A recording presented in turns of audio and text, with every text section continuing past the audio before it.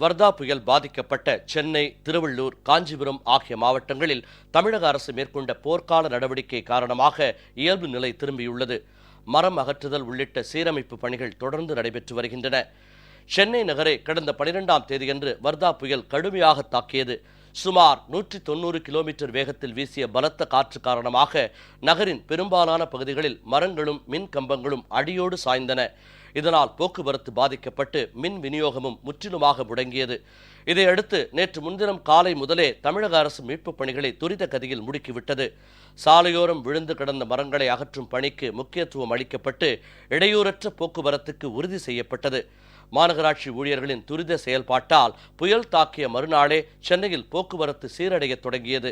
அதன் தொடர்ச்சியாக இன்று தியாகராய நகர் பகுதியில் சாலையில் விழுந்திருந்த மரங்களை மாநகராட்சி ஊழியர்கள் ஜேசிபி எந்திரங்களின் உதவியுடன் அப்புறப்படுத்தும் பணியில் ஈடுபட்டனர். புயலால் பாதிக்கப்பட்ட பகுதிகளில் தமிழக அரசு மேற்கொண்டுள்ள துரித நடவடிக்கைக்கு பொதுமக்கள் வரவேற்பும் நன்றியும் தெரிவித்துள்ளனர். இப்போ வேகமாக நடக்குது, எல்லாத்தும் வேகமாக ஒர்க் நடக்குது. பாண்டிவிழா கூட எல்லாமே நேர்த்தியாக பண்ணிட்டாங்க க்ளீனாக. இன்றைக்கி ஜீன்ஸ் ரோடு பண்ணின்னு இருக்காங்க, ஸ்டெப்ஸப்பாக தான் பண்ணிட்டு இருக்காங்க. எவ்வளோ வேகமாக நடக்குது வேலையெல்லாம். இங்கே மரங்கள்லாம் விழுந்துருச்சு. அரசு பணிகள் துரிதமாக நடந்துகிட்ருக்கு.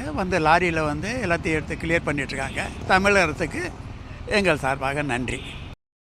திருவள்ளூர் மாவட்டம் மீஞ்சூர் வட்டார வளர்ச்சி அலுவலகத்தில் புயல் நிவாரணம் மற்றும் சீரமைப்பு பணிகள் குறித்த ஆலோசனை கூட்டம் நடைபெற்றது.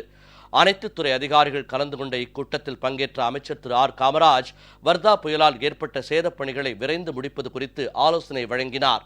பின்னர் புயலால் சேதமடைந்த மின் கம்பங்களை அகற்றி புதிய மின் கம்பங்கள் அமைக்கும் பணிகளை அமைச்சர் ஆய்வு செய்தார்.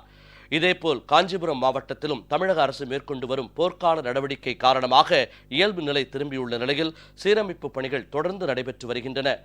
இதனிடையே புயலால் பாதிக்கப்பட்ட சென்னையில் மின் சீரமைப்பு பணிகளை மேற்கொள்வதற்காக கோவையிலிருந்து 60 மின் பணியாளர்கள் பேருந்து மூலம் சென்னைக்கு அனுப்பி வைக்கப்பட்டனர்.